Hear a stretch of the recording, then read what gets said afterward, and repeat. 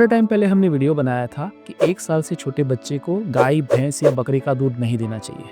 तो बहुत लोगों को आश्चर्य हुआ कि इंडिया में तो सब देते ही हैं।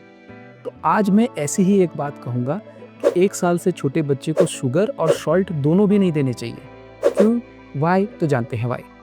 क्योंकि जो सॉल्ट होता है वो होता है सोडियम क्लोराइड। उसके अंदर सोडियम बहुत हाई अमाउंट में होता है और बच्चों की किडनी नाजुक होती है।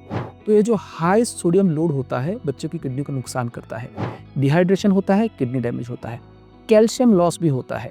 ऐसे बच्चों को बाद में हाइपरटेंशन होने के चांसेस ज़्यादा होते हैं।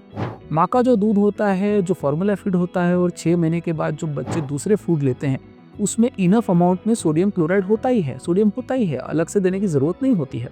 उसी तरह से बच्चे को शुगर भी नहीं देना चाहिए। क्यों? क्योंकि जो शुगर होता है उससे बच्चे का टेस्ट प्रेफरेंस बदलता है। इसका मतलब यह है कि फिर बच्चे को मीठी ज़्यादा शुगर वाली चीज़ें ही अच्छी लगेगी, वेजिटेबल्स फ्रूट अच्छे नहीं लगेंगे।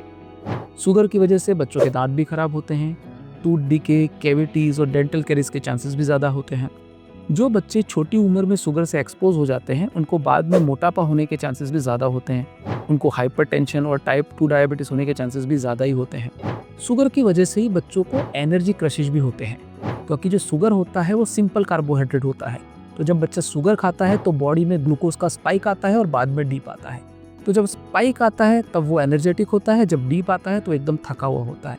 तो बच्चों में ऐसे एनर्जी क्रशिश भी होते हैं। कुछ लोग कहते हैं कि अगर शुगर नहीं दे सकते हैं तो हनी दे सकते हैं क्या? नहीं, बिल्कुल नहीं, क्योंकि हनी के अंदर क्लॉस्ट्रीडियम बोटुलिनम नाम के बैक्टीरिया का स्पोर होता है। उससे बच्चों को बोटुलिनिज्म नाम की बहुत ही सीवियर बीमारी हो सकती है। तो नहीं, हनी भी नहीं देना चाहिए।